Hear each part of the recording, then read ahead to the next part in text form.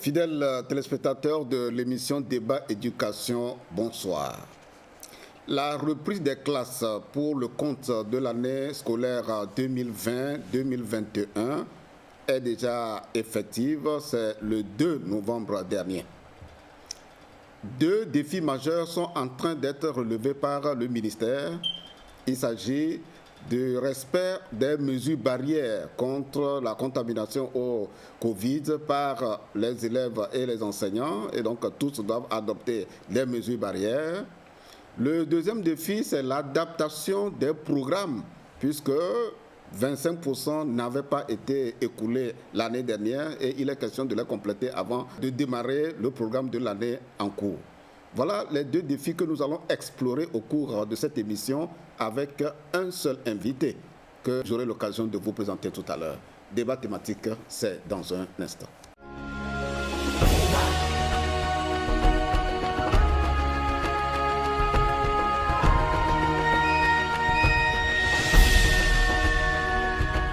Nous allons parler des dispositions prises par le ministère pour que les mesures barrières soient respectées par les acteurs de l'éducation, les élèves et les enseignants. Nous allons parler également de l'adaptation des programmes au contexte actuel. Et pour le faire, j'ai comme invité le directeur de l'enseignement secondaire général, M.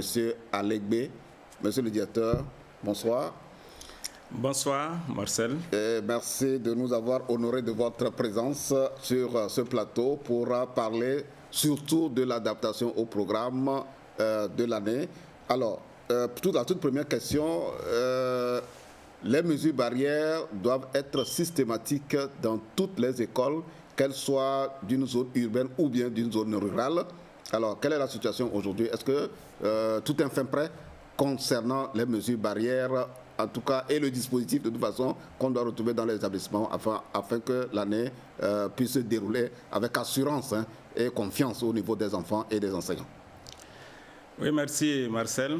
C'est vrai que nous avons été surpris au cours de l'année 2019-2020 par le Covid-19 et après un moment au cours duquel les classes ont été fermées à partir du 20 mars dernier, nous avons eu à rouvrir les classes pour les classes d'examen.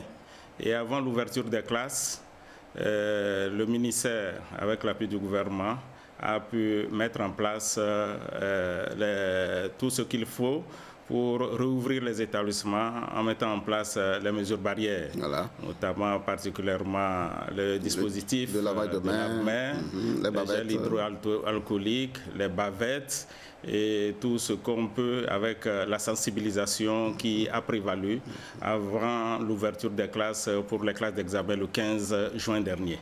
Donc aujourd'hui, nous nous préparons pour la rentrée scolaire et l'état des lieux a été déjà fait pour voir à quel niveau il faut renforcer ce dispositif et tout est fin prêt. Tout est fin prêt. Alors, chers acteurs de l'éducation, élèves, enseignants et parents, eh bien, soyez rassurés, tout est fait prêt, les dispositions sont prises, comme vient de le dire le directeur de l'enseignement secondaire général.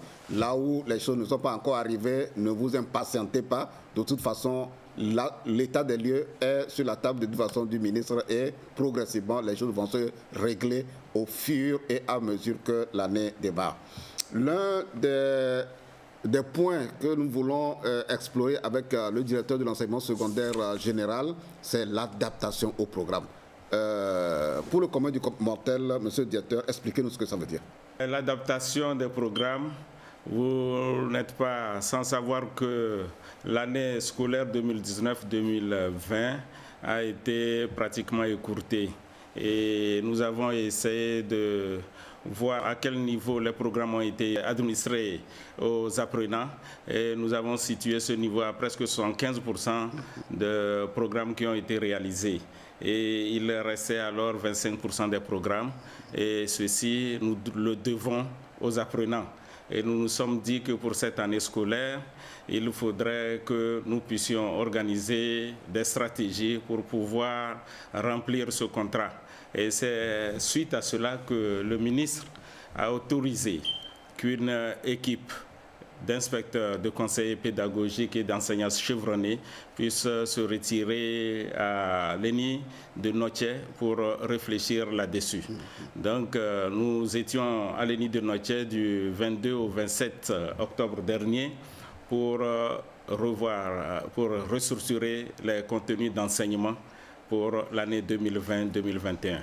Ok, nous allons revenir dans les détails avec les chefs d'inspection, que ce soit du primaire ou du secondaire, avec qui vous avez travaillé en Ngontien, mais permettez que nous revenions sur le lancement de cette activité très, très importante. C'est au lycée scientifique que le ministre lui-même a présidé le lancement pour mieux se préparer pour la rentrée.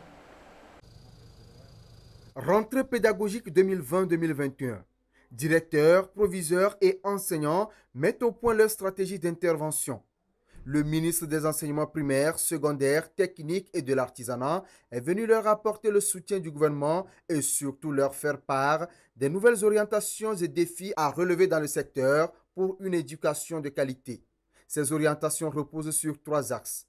Il s'agit d'inculquer les valeurs civiques et morales aux apprenants, de réformer le système éducatif et protéger la santé des apprenants et enseignants.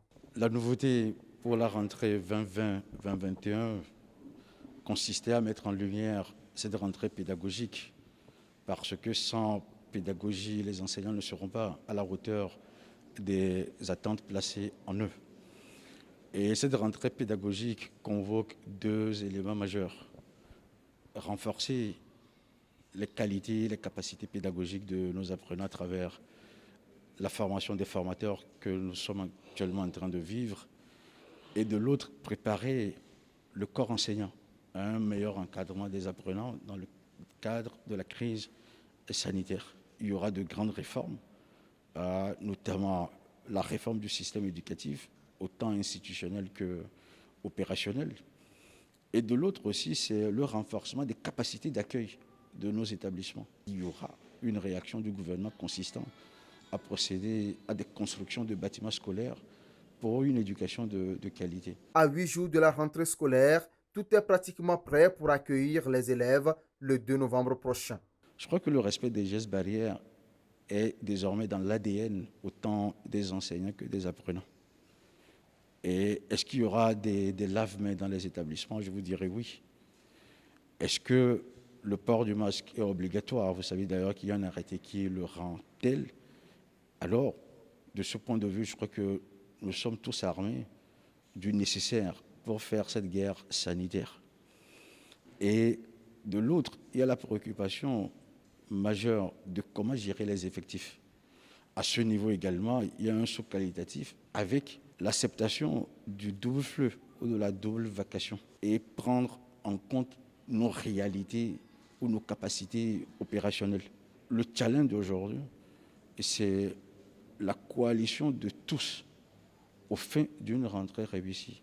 Dorénavant, les langues et l'informatique à travers le digital auront une place de choix dans l'éducation. L'éducation est une affaire de tous. Tous les maillons de la chaîne doivent jouer leur rôle pour un système éducatif national performant. Une exhortation du professeur Dodi Kokoroko. Après le lancement qui a été fait par le ministre des enseignements primaires secondaires, de la formation et de l'artisanat, voilà, c'est la nouvelle appellation. Après donc ce lancement, une autre équipe qui a été dirigée par le directeur Alekbe, c'était à Ngontien. Alors, avant même que vous n'interveniez, on va te réécouter parce que nous avons braqué nos caméras à Ngontien où vous avez parlé. Certains inspecteurs aussi ont parlé. On va vous écouter d'abord avant de revenir sur ce plateau. L'année scolaire 2019-2020 a été perturbée par la survenue de la pandémie liée au coronavirus.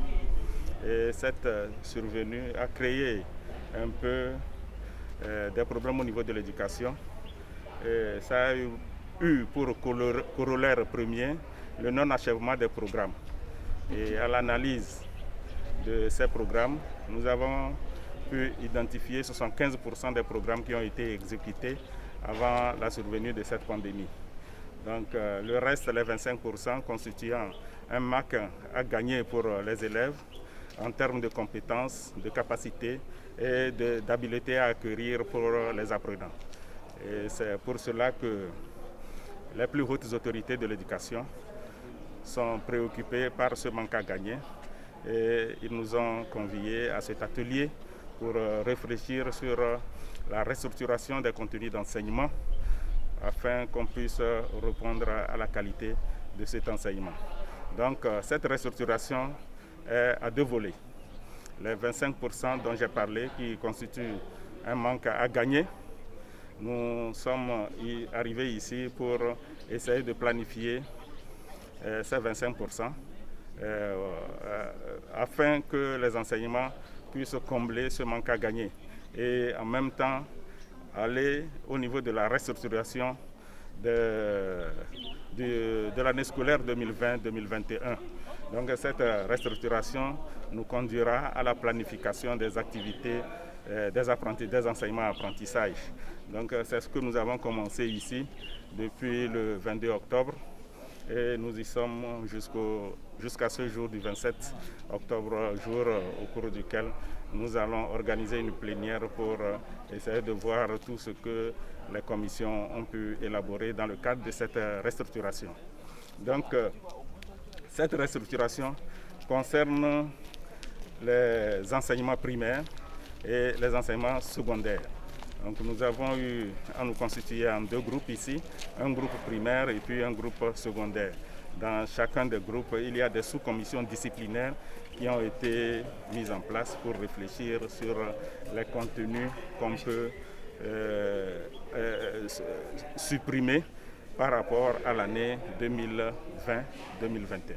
Nous allons commencer par l'organisation de ce travail à Ouatien. Comment vous avez organisé ce travail là-bas?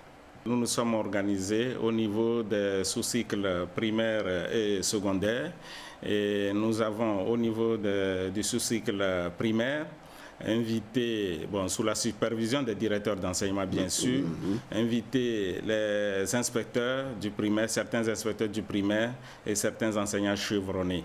Donc au niveau du sous-cycle primaire, nous avons dû organiser 9 sous-groupes qui ont planché sur tous les champs du primaire. Et au niveau du sous-cycle secondaire, nous avons mis en place au total 14 sous-groupes qui ont planché. Et sur les 14 sous-groupes, vous savez que le secondaire est divisé en deux. Il y a le secondaire 1 et le secondaire 2. Donc au niveau du secondaire 1, il y avait 6 sous-groupes. Donc en français, histoire et géographie ECM, anglais, mathématiques SVT et sciences physiques et technologie. Ce sont les 6 groupes. Donc, et au niveau du secondaire 2, il y avait 8 sous-groupes. Donc, toujours français, anglais, histoire, géographie, ECM, maths, physique, SVT. Et en plus de ces 6, il y avait la philo et il y avait l'allemand. Donc, chaque sous-groupe comprenait 3 personnes dirigées par un inspecteur et 2 enseignants chevronnés. Donc, c'est ce que nous avons fait. Et les sous-groupes se sont mis au travail. Et nous avons travaillé premièrement pendant 2 jours et nous avons fait une plénière de réajustement. Et après la plénière de réajustement, les sous-groupes sont repartis pour retoucher leurs travaux. Et les 3 autres jours, nous avons peaufiné le travail pour finir au 6e jour. Ok. Alors, avant que nous ne passions aux interviews des chefs d'inspection qui ont géré les sous-groupes, alors ce que je voulais savoir, vous êtes le directeur de l'enseignement secondaire général et donc vous couvrez en tout cas tout le territoire national. Alors, quelle est la situation au niveau des autres régions ? Est-ce que les inspecteurs, tels que vous avez organisé le travail, est-ce que c'est la même chose au niveau de la direction régionale de l'éducation des plateaux, par exemple, de la Cara, de la Centrale, des Savanes, voilà, par exemple? Oui, nous n'avons pas fait le travail au niveau de la région Golfe-Lomé seulement. Nous avons au départ proposé que l'activité ait lieu au lycée scientifique et c'est ça qui a fait que nous avons pris sur nous d'inviter, puisque ça pressait, d'inviter les inspecteurs de la région Golfe. Mais après, on nous a demandé de délocaliser l'activité. Nous nous sommes proposé d'aller à Palimé. Mais suite à certaines contingences, on a ramené l'activité à Notier. Donc ça fait qu'au fur et à mesure que ça se délocalisait, au niveau du secondaire, nous avons essayé d'impliquer les inspecteurs de proche en proche. C'est ça qui a fait que certaines fois, au départ, comme c'était Lomé, nous avons dû laisser tomber certains inspecteurs de Lomé pour aller vers les inspecteurs de Palimé aussi, pour les intégrer au groupe. Et même nous sommes allés jusqu'à Atapamé. Donc c'est un travail que nous avons fait pour pouvoir diffuser sur le plan national. Donc il n'y a pas eu d'autres groupes dans les régions pour faire le même travail. Donc toutes les régions ont été conviées. Bon, il est vrai qu'au niveau du secondaire, nous nous sommes limités à Atapamé pour des raisons de distance, mais au niveau du primaire, il y a certains inspecteurs et conseillers pédagogiques qui sont venus même de la région des Savanes. Et donc nous espérons que quand le programme va démarrer, vous ferez un suivi quand même dans toutes les régions, c'est prévu? Tout à fait. Tout à fait. Le suivi est toujours de mise parce que d'abord le suivi c'est un suivi un peu de proximité et que nous allons demander d'abord aux inspecteurs de suivre tout ce qui a été, toute la commande qui a été diffusée et puis les DRO aussi le feront. Nous le ferons aussi, mais nous ne pouvons pas intervenir sûrement dans toutes les régions. On va piquer certaines régions ou certaines, peut-être une ou deux régions pour pouvoir faire le suivi. Donc, tout à fait. Alors, fidèles téléspectateurs, nous sommes en train comme ça de progresser dans tout le travail d'adaptation des programmes, comment les conditions dans lesquelles ça a été fait et le résultat nous rassure de toute façon que le travail étant réalisé par des spécialistes du domaine, eh bien, il n'y a même pas de doute si au fur et à mesure que ce programme réadapté se déroule et qu'il y a des difficultés, en tout cas les personnes de référence les spécialistes de référence sont là, c'est les inspecteurs, c'est le directeur de l'enseignement secondaire et les autres directeurs d'enseignement, parce qu'il y a à tous les niveaux, au niveau de l'éducation, à tous les niveaux, il y a des directeurs d'enseignement. Le directeur de l'enseignement pour le préscolaire et le primaire et le directeur de l'enseignement du secondaire. Alors nous allons maintenant écouter l'inspecteur qui a géré le groupe préscolaire et primaire à Montien pour voir comment ils ont fait le travail et quels résultats auxquels ils sont parvenus. L'année 2020 n'ayant pas eu sa durée normale, il est clair qu'il est resté quelques chapitres. Généralement, 25% n'a pas été vu. Alors c'est à cause de ça que nous sommes ici pour organiser ce 25% de chaque discipline. Et ici, à l'ENI, à l'école normale de Notien, à l'EPA, le primaire s'est éclaté en 9 groupes. Le groupe français, divisé en deux, français 1, français 2. Il y a le groupe histoire-géographie, il y a le groupe édu-civique, il y a le groupe dessin prévention routière, il y a le groupe récitation, ECM, maths et mathématiques. Donc les 25%, nous les avons organisés de telle sorte que en 4 semaines, que cela soit comblé. Donc banalement, un mois, à chaque niveau, le 25% doit être abordé. Et après, on rentre dans des apprentissages de la classe ou du niveau donné. Alors, ce travail que nous faisons ici, après, il serait bien mis sous écrit et à la disposition des directeurs. Et des directeurs, ça va au niveau des adjoints. Et nous nous disons que dans ce sens, ça permettra aux enfants de faire une remise à niveau pour un renforcement avant d'aborder les apprentissages du niveau où ils sont arrivés.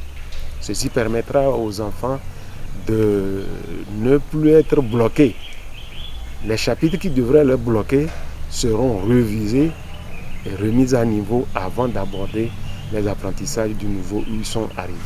On va maintenant aux disciplines du secondaire.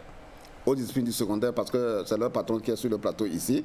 Nous allons maintenant écouter le chef d'inspection qui a géré le groupe de sciences de la vie et de la terre, SVT.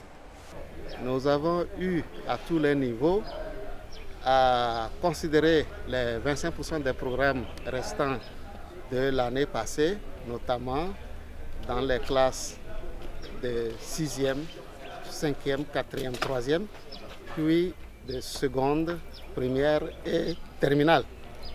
Et sur les 25% restants, nous avons recadré les enseignements en précisant ce que l'élève devrait rattraper dans la classe supérieure au cours de cette année, et ceci classe par classe.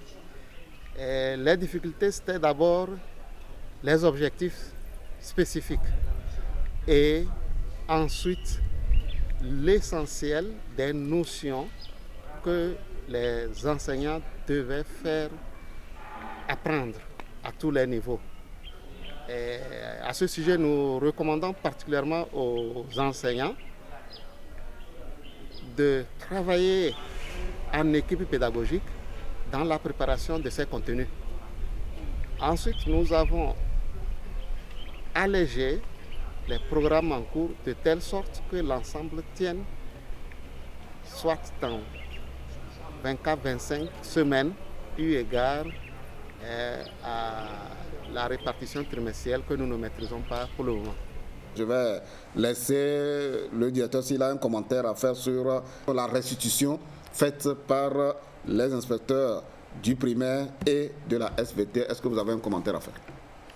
Bien, au fait, c'est pour dire que le travail pour le lancer, nous avons au départ préparé 5 outils. Et le premier outil, il est relatif à l'allègement des programmes, à l'identification des 25% qui n'ont pas été exécutés au cours de l'année 2019-2020. Et le deuxième outil, c'est pour voir des 25%, qu'est-ce qu'on peut trouver comme, qu'est-ce qu'on peut laisser un peu tomber pour tenir dans la fourchette de 4 à 5 semaines de rattrapage, de mise à niveau. Et le troisième outil, c'est la planification du reste des 25% sur les 4 à 5 semaines. Donc c'est le premier travail que tous les groupes ont eu à faire les premiers jours. Et après, maintenant, on revient sur le programme de l'année 2020-2021 en le reprenant pour voir qu'est-ce que nous trouvons qui est un peu redondant, qu'on peut laisser tomber pour tenir dans le timing. Et vu que nous avons pris 4 à 5 semaines pour la mise à niveau par rapport aux 25%. Donc c'est ce travail que les inspecteurs et les enseignants, les inspecteurs, les conseillers pédagogiques et les enseignants chevronnés ont eu à faire. Alors, on va revenir bientôt dans les détails de comment ça va se dérouler dans les salles de classe, mais on continue quand même d'écouter les chefs d'inspection disciplinaire, ceux qui ont géré les groupes d'une matière à une autre. Nous allons maintenant écouter le responsable, l'inspecteur qui a géré le groupe des mathématiques pour le secondaire.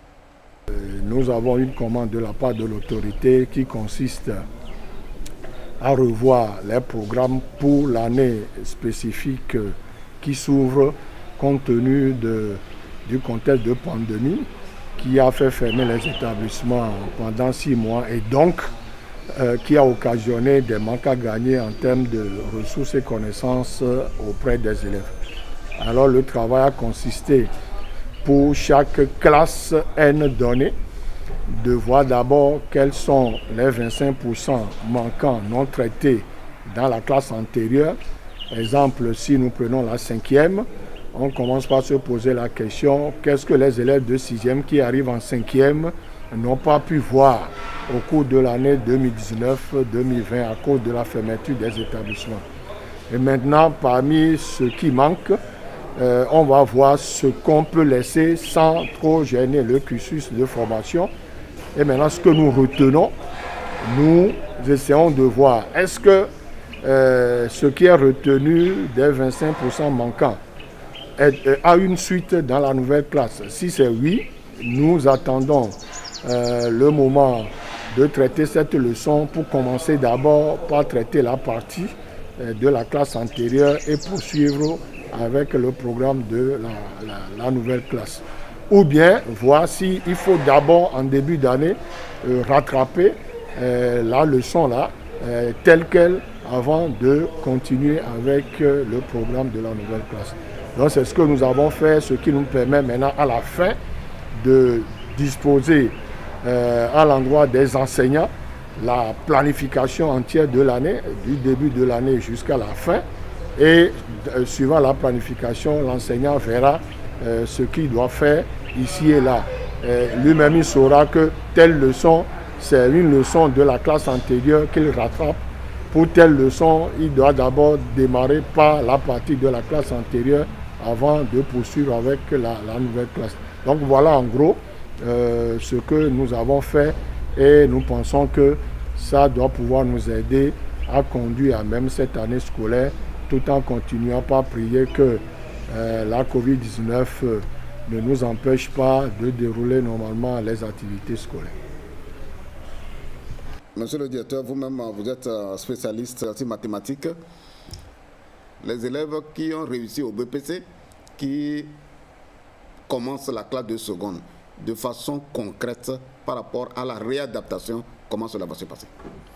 Oui, au niveau des lauréats du BEPC qui arrivent en classe de seconde, c'est vrai qu'il y a toujours 25% qui ont manqué. Ouais. Et les 25% qui ont manqué, ce n'est pas seulement en mathématiques. Donc, au niveau de toutes les disciplines, donc, les inspecteurs et les enseignants ont pris en compte ces 25% pour les loger dans les 4 premières semaines de la rentrée. Donc, c'est bien capitalisé pour les 4 premières semaines de la rentrée et c'est à ça que tout enseignant, qu'il soit mathématiques, SVT, physique et autres, doit commencer d'abord avant d'aller au programme de l'année 2020-2021. Voilà. Mais à partir du moment où ce n'est pas lui qui avait dispensé le cours l'année précédente en classe de... Il est au lycée, hein? Oui. Le professeur est au lycée. Oui. Ce n'est pas lui qui avait tenu les élèves au collège. Oui, Est-ce qu'il est en mesure de pouvoir dispenser le cours? Oui, ça a été fait de telle sorte qu'on puisse, au niveau du dernier tableau de la planification de l'année, proposer le schéma avec les objectifs et les conseils pratiques. Donc, c'est les conseils pratiques qui vont pouvoir orienter l'enseignant sur ce qu'il doit faire pour amener les élèves à pouvoir se mettre à niveau pour se mettre effectivement dans l'année 2020-2021. Il y a les conseils pratiques que les inspecteurs ont dû proposer. Il y aura des conseils d'enseignement au cours de l'année, comme d'habitude. Voilà. Les conseils d'enseignement, c'est juste un conseil qui regroupe les enseignants qui interviennent dans une même discipline, qu'ils soient dans un même établissement ou dans un secteur où ils peuvent se retrouver pour échanger par rapport à leurs pratiques et pour se renforcer. Alors, dans cette nouvelle façon de faire, quel sera le rôle, enfin, quelle consigne vous donnerez aux élèves pour qu'eux-mêmes ils puissent, je veux dire, faire aussi des recherches, hein? Bien, non, bon, les consignes sont les consignes quotidiennes que nous donnons aux élèves. Et ici, c'est beaucoup plus sur l'enseignant pour orienter l'enseignant. Mais c'est vrai aussi que nous avons supprimé certains chapitres que nous disons redondants, mais ça ne veut pas dire que les chapitres-là ne sont pas essentiels pour l'élève. Mais ces chapitres ne sont pas supprimés comme ça parce que nous voulons les supprimer. Il y a certains chapitres que nous avons fusionnés. On a trouvé que ceci n'a pas été fait. Ça serait compté parmi les 25%. Au lieu de faire la mise à niveau au cours des 4 premières semaines, on a trouvé des correspondants de ces chapitres plus loin, peut-être en mars ou en avril, dans le déroulé du chapitre de l'année N+1. Donc, à ce niveau-là, les enseignants vont reprendre et nous avons dû certaines fois ajouter le nombre d'heures qui était réservé pour permettre à l'enseignant de faire la reprise et de reprendre le cours correctement aux élèves. Donc toutes les instructions ont été données, surtout comme je le disais, avec les conseils pratiques aux enseignants. Voilà. Mais ça n'exclut pas que les élèves, comme d'habitude, aillent toujours à la recherche pour pouvoir voir pour compléter ce que l'enseignant a fait. Toujours en entretien, nous avons tendu le micro à 3 autres inspecteurs. On va aller d'un inspecteur à un autre. Celui qui a géré la physique nous dit le travail qu'il a pu faire. Inspecteur de physique. Nous avons commencé par identifier les thèmes à renforcer au cours de l'année scolaire 2020-2021. Donc ces thèmes ont été identifiés à tous les niveaux de la 6e en terminale et dans les différents domaines, à savoir la physique, la chimie et la technologie. Donc les thèmes qui n'ont pas pu être effectués au cours de l'année scolaire 2019-2020, certains thèmes seront retenus et exécutés au cours des 4 premières semaines de la rentrée.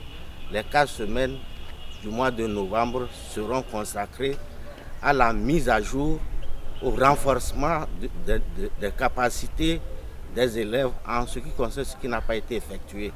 Après les 4 semaines, nous allons aborder les programmes de l'année 2020-2021. Donc, sachant que les 4 premières semaines de l'année ont été retenues pour renforcer, pour la mise à jour du niveau des élèves, nous avons essayé d'alléger le programme de l'année scolaire 2020-2021. Et quand nous prenons la classe de seconde, il va falloir dès les 4 premières semaines reprendre ce qui n'a pas été fait en classe de 3e. Donc il faudrait que l'enseignant qui est au 2e cycle maîtrise, cherche à comprendre le programme des classes de 3e afin d'exécuter cela. Heureusement que ça a été mis sur papier, ils auront à suivre simplement les instructions. Donc notre inquiétude, c'est que les travaux de cet atelier parviennent vite aux enseignants afin que les enseignants puissent procéder à leur niveau à la planification de ce qui sera fait au cours de l'année scolaire 2020-2021. Alors, le problème au niveau de la physique dans nos établissements, c'est que l'enseignement est beaucoup plus théorique que pratique, pas de laboratoire, etc. Est-ce que quelque chose est envisagé quand même au cours de cette année pour mieux faire les choses? Bon, nous disons, c'est vrai, le constat est vrai, mais depuis, nous avons toujours crié et nous savons que nous avons joui des oreilles attentives. Et il y a des projets qui sont là et qui sont en train de mettre en place le matériel. Les projets, par exemple, je vais citer le projet BID qui a mis en place ne serait-ce que la trousse pour le laboratoire dans les établissements où le projet BID est intervenu pour mettre les infrastructures en place. Il y a le projet PAREC qui en a mis aussi dans certains établissements. Et aujourd'hui encore, nous sommes sur le PAREC 2 et qui prévoit aussi améliorer l'équipement des laboratoires dans les régions d'intervention. Donc un peu partout, c'est vrai que nous le disons, mais parallèlement à ça, ça ne veut pas dire que tous les projets ont couvert tous les établissements de l'étendue du territoire. Mais les différentes formations que nous faisons à l'endroit des enseignants et les journées pédagogiques que les inspecteurs organisent, ils essaient de trouver quand même des palliatifs. Vous voyez, quand on veut faire les expériences, il y a aussi, on se base beaucoup plus aussi sur les recherches dans les milieux, le matériel dans le milieu pour amener les élèves à mieux comprendre. Parce que, après tout, les programmes d'enseignement, c'est pour résoudre les problèmes, c'est pour résoudre les besoins de la société. Et ces besoins-là, c'est tout ce que les outils que nous devrions trouver peuvent nous entourer. C'est vrai que c'est quand même une solution que nous trouvons comme ça pour pallier au plus pressé, en demandant aux enseignants d'aller vers les objets de récupération pour le faire. C'est ça, même beaucoup plus au niveau du secondaire 1, avec le programme allégé, qui fait appel mais aujourd'hui à la technologie, et beaucoup plus c'est les objets de récupération qui sont mis à contribution pour permettre aux élèves d'acquérir au mieux. Okay. Merci, monsieur le directeur, pour toutes ces explications. Nous allons maintenant écouter le chef d'inspection qui a géré le groupe de réadaptation des programmes du français au secondaire 1 et au secondaire 2. Au cours de l'année passée, les programmes ont été achevés à 75%, donc il restait 25%. Alors, par rapport à ce que nous sommes en train de faire, à chaque niveau, nous remettons en scène les 25% et nous allons essayer de voir est-ce qu'il y a une congruence entre les 25% de l'année N-1 et l'année N. S'il y a une congruence, on va voir par rapport au thème ou au chapitre, est-ce qu'il y a des chapitres à alléger. D'abord, par rapport à ces 25%, est-ce qu'il y a des éléments à laisser tomber pour que le programme de l'année en cours, donc l'année N, puisse tenir, l'année N plus les 25% de l'année N-1, puisse tenir dans les 25 semaines de cours. Par rapport à ce travail, il y a les premières difficultés que nous avons eues au début, c'était ce travail d'experts, s'il faut le dire, pour pouvoir trouver les éléments et se mettre dans la peau de l'enseignant et de l'élève. Et ce travail n'a pas été aussi aisé dans toutes les disciplines. Mais Dieu merci, nous sommes arrivés vraiment à le faire, à le réaliser avec joie. Alors, à la restitution, comment ça s'est passé? Est-ce que c'était une compilation de tout le travail que chaque commission a fait, ou bien les inspecteurs ont pris la parole pour dire en tout cas à l'Assemblée comment les choses se sont passées? Oui, bon, la restitution, c'est que chaque sous-groupe est passé au podium pour présenter le travail. Et c'est comme ça que, juste quand vous présentez votre travail, on ouvre une plage horaire, ne serait-ce que 10 à 15 minutes, pour permettre à tout le monde, que vous soyez de la discipline ou non, de réagir. Et c'est comme ça que des gens ont réagi et ça a fait objet de validation du travail qui a été fait. Je me souviens encore d'une restitution où l'inspecteur de français a présenté quand un participant en histoire géo s'est exclamé pour demander mais pourquoi dans tout ça là vous faites ceci, et puis malgré ce qu'on fait aux élèves au premier cycle, il leur arrive, et ces élèves-là leur arrivent au secondaire avec des problèmes comme ça. Ça nous a permis de comprendre que les gens étaient quand même très très attentifs. Et puis vous allez voir, l'inspecteur de physique fait sa restitution, et puis la question qu'on pose, c'est un inspecteur ou un participant en français ou en philo qui va poser la question pour mieux comprendre. Ça permet à ceux qui ont produit le travail de se poser des questions et de revoir si d'aventure vraiment la réponse n'a pas été adéquate, de revoir s'ils peuvent retourner pour revoir leur copie. Voilà, merci monsieur le directeur. Alors on va terminer maintenant avec l'inspecteur qui a géré le groupe Histo Géo pour le secondaire 1 et pour le secondaire 2. On a fait ce travail, on a repris les 25% et ramené dans la classe N+1, c'est-à-dire les 25% de la classe de 5e qui n'ont pas pu être exécutés ont été ramenés en classe de 4e. Maintenant, en 4e, en histoire, on a vu et on a inséré maintenant en début d'année les notions qui ont été laissées l'année dernière. Donc, les professeurs auront cette année une nouvelle planification avec les cours, le contenu de l'année et N-1 de l'année qui a précédé. C'est ça la particularité en histoire, en géographie et puis aussi en ECM. Bon, au lycée, au secondaire 2, c'est pareil aussi. En 3e, il y a des chapitres qui n'ont pas été vus. Nous avons pris ces chapitres-là pour ramener en seconde. Donc, que les professeurs et les collègues ne soient pas surpris de voir que dans la planification qu'on va leur proposer, il y a les contenus de la classe de 3e qui sont censés être enseignés en seconde. De la même façon, les programmes de seconde aussi, c'est les 25%, ce qui n'a pas été fait. On a déversé ça en première et première aussi en terminale. Bon, maintenant, la particularité de l'histoire et géographie, c'est qu'il y a certains thèmes qui sont redondants, qui reviennent chaque année. Là, on a carrément dit, bon, soit on va étudier ça en ECM, ou bien on garde ça en géographie. Donc, il peut arriver que certains thèmes ne soient plus vus en géographie, mais ça va se retrouver en ECM. Et là, le professeur va prendre tout son temps pour mieux expliquer les choses. Voilà, nous avons donné l'occasion, chers téléspectateurs, d'écouter tous les chefs d'inspection disciplinaire qui ont conduit les travaux à Lénine-Montien.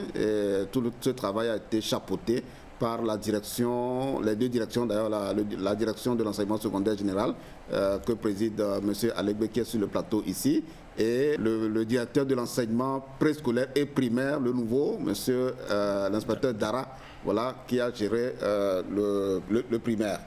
Alors, monsieur le directeur, au vu de tout le travail que vous avez fait à Ngontien, est-ce que les enseignants peuvent être rassurés et de ne point s'inquiéter par rapport au nouveau programme qu'on va mettre à leur disposition?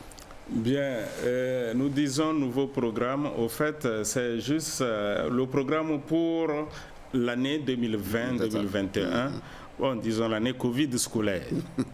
C'est juste ce programme. Et c'est vrai que nous avons pris soin d'être très clairs dans toutes les propositions que nous avons faites. D'abord, les enseignants, ce ne sont pas les inspecteurs seuls qui se sont réunis pour proposer ceci. Et il y avait les enseignants qui doivent faire la mise en œuvre, qui étaient aux côtés des inspecteurs. Et chaque fois qu'on avance ceci et que les enseignants trouvent qu'au niveau de l'opérationnalisation, ça peut être sujet à interprétation, ils sont là pour corriger afin que le produit que les enseignants vont avoir aujourd'hui puisse être interprété d'une même manière. Et donc, c'est en ça que nous nous réjouissons. Et c'est pour cela qu'au premier abord, nous avons pris soin d'intégrer les enseignants eux-mêmes ça veut dire qu'ils ont leurs pairs. Ouais. Tous ne sont pas là, mais leurs pairs sont là. Ils ont participé à l'élaboration, à la mise en place de la planification des contenus pour l'année scolaire 2020-2021. D'accord. Alors, est-ce que ces programmes réaménagés ou réadaptés dans le contexte de la Covid sont déjà transmis à tous les inspecteurs et les directeurs régionaux sur tout le territoire? Bon, ces programmes sont en train d'aller au niveau des directeurs régionaux et des inspections. Et c'est sûr qu'en ces moments précis, les enseignants doivent être en possession de ces programmes parce que c'est fait pour être déroulé à partir du premier jour de la rentrée. Tout à fait. Alors, nous sommes pratiquement arrivés à la fin donc, de cet entretien qui a été très, très instructif pour nous parce qu'on voulait comprendre le programme réaménagé, les 25%, c'est quoi, comment le travail a été fait, est-ce que ça va rassurer les enseignants, etc. C'est tout cela que nous avons essayé d'explorer avec le directeur de l'enseignement secondaire général qui a piloté, en tout cas qui a travaillé avec les inspecteurs et les enseignants sur le site de Ngontien. Je vais vous laisser la parole pour un mot à l'endroit des enseignants et à l'endroit de vos élèves qui ont repris les classes déjà le 2 novembre.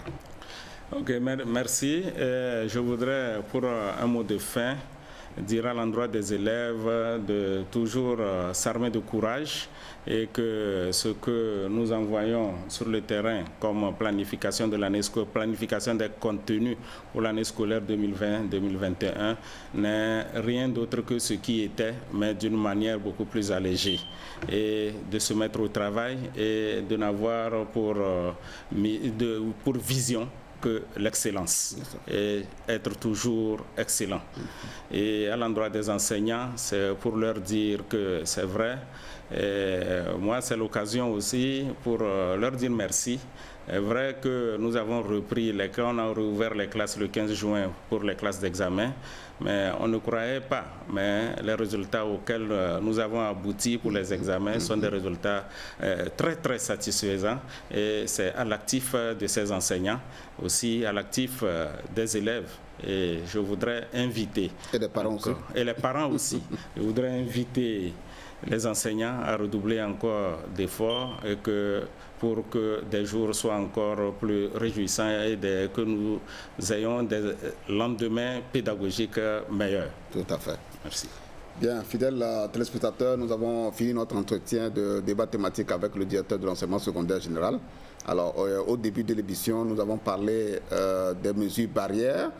Vous savez qu'il y a la Coalition nationale togolaise pour l'éducation pour tous qui a mis à notre disposition une bande dessinée de sensibilisation des élèves, des enseignants et des parents sur les mesures barrières. Et on va, disons, le faire passer dans chaque émission durant toute l'année pour attirer l'attention des élèves, des enseignants, des parents et en tout cas de tous les acteurs de la nécessité de porter les cache-nez de la bonne manière d'ailleurs et de laver systématiquement les mains. Donc suivons cette bande dessinée pour clôturer ce volet débat éducation. Et juste après le jingle, on va passer à la deuxième rubrique de l'émission Actu Éducation et Agenda Éducation.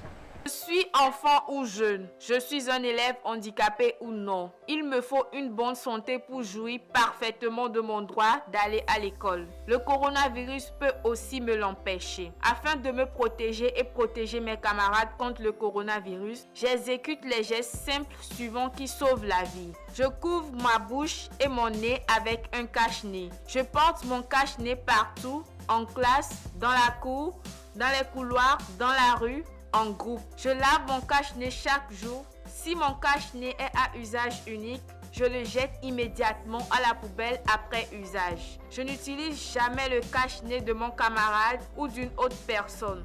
Je tousse dans le creux de mon bras ou dans un papier mouchoir. Je jette immédiatement le papier mouchoir après usage à la poubelle. Je lave régulièrement mes mains avec de l'eau et du savon ou je les nettoie régulièrement avec le gel hydroalcoolique. Je nettoie régulièrement tous les objets que je touche, principalement mes aides techniques telles que le tricycle, les lunettes et les cannes. Je garde toujours une distance d'1 mètre au moins entre les autres et moi, même pour dire bonjour. J'évite tout contact étroit, non protégé avec mes camarades et les autres personnes, surtout s'ils souffrent de la fièvre et ou de la toux.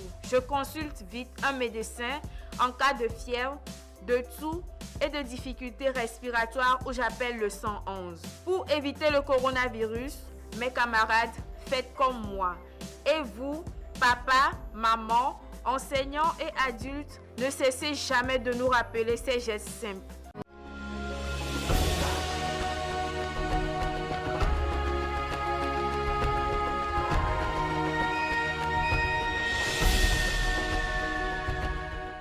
Un webinaire a été organisé mardi dernier entre le ministre de l'Enseignement primaire secondaire, les partenaires techniques et financiers, retenus ici la Banque mondiale, l'UNICEF qui est chef de file des PTF, l'UNESCO et d'autres partenaires, sans oublier les partenaires associatifs comme la Coalition nationale togolaise pour l'éducation pour tous. Donc un webinaire a été organisé pour avoir les informations sur les dispositions prises par le gouvernement en vue de s'assurer que la rentrée scolaire 2020-2021 prévue pour le 2 novembre aura bel et bien lieu. Et au cours de ce webinaire, eh bien, le ministre de l'Enseignement primaire et secondaire a rassuré de toute façon les partenaires que toutes les dispositions sont prises. Une autre décision prise par le ministre de l'Enseignement primaire et secondaire, c'est l'affectation des formateurs des ENI dans les collèges et les lycées.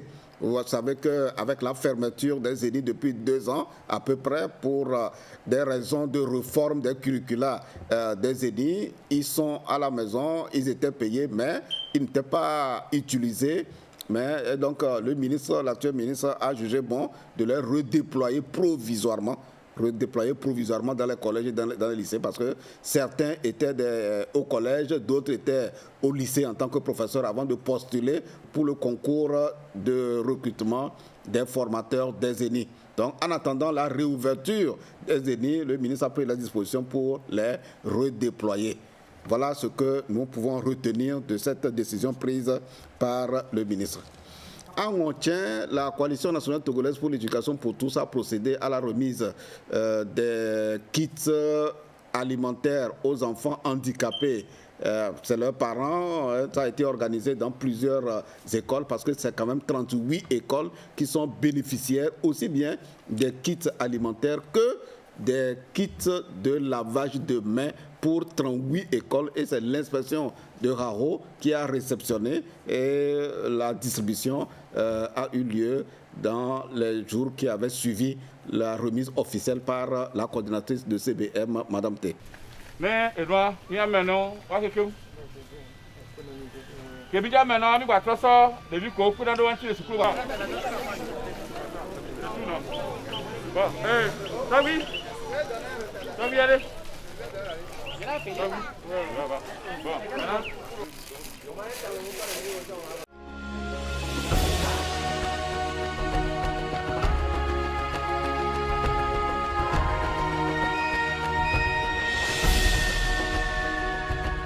le nouveau document du nouveau plan sectoriel de l'éducation 2020-2030, le voici. Ce document fera l'objet de vulgarisation dans les régions où le secrétariat technique permanent ira expliquer c'est quoi le plan sectoriel de l'éducation, le nouveau plan sectoriel de l'éducation, parce que c'est le nouveau, l'ancien est déjà désuet.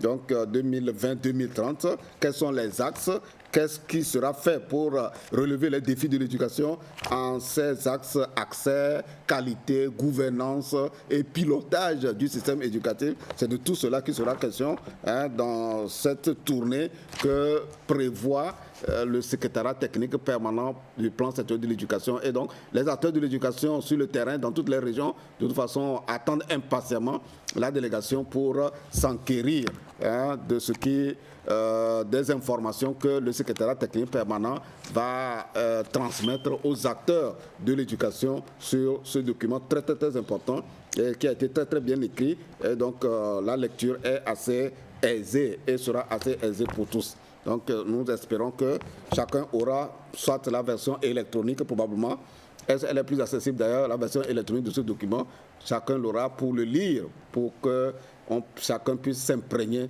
de ce document de politique et de ce document validé par le gouvernement et les partenaires techniques et financiers en juillet 2020 dernier. Autre élément d'agenda éducation, la Coalition nationale togolaise pour l'éducation pour tous organisera des forats communautaires, donc c'est des rencontres d'échange sur une problématique qui porte sur le phénomène des mariages des enfants, parce que ce phénomène empêche les filles d'aller à l'école, elle les empêche de s'épanouir et de décider de leur vie. Et donc, une rencontre communautaire avec les responsables religieux, les acteurs des médias, les CVD, en tout cas, l'échantillon représentatif de tous les acteurs sera invité à ces forats, et le premier aura lieu à Tchamba, le second à Pagala. Et une autre activité, c'est la poursuite de la semaine sans bâton. Vous savez que c'est depuis l'année passée que la semaine sans bâton a été organisée par Plan International Togo avec l'appui du réseau des journalistes et communicateurs spécialisés en éducation. Ça a eu lieu au lycée des montagnes, à Tchamba, à Ketao, à Kanté, et dans le moyen Mono. Et cette année, c'est Blita qui va abriter cette activité très importante pour attirer l'attention des acteurs de l'éducation, de veiller à ce que toutes les méthodes d'éducation qui vont être utilisées soient des méthodes non violentes. Éduquer les enfants sans exercer la violence sur eux, mais il y a des alternatives, donc des méthodes d'éducation sans violence, pour que, en tout cas, la toute première violence, la plus visible, qui est le châtiment corporel, soit éliminée de toute façon de l'éducation, pour que les enfants puissent grandir et soient des enfants qui agissent par conscience du devoir. C'est sur ces informations sur Agenda Éducation que je prends congé de vous et je vous dis merci. Les enfants vous diront merci de la manière dont ils savent le faire. Moi, je vous dis au revoir et à la semaine prochaine.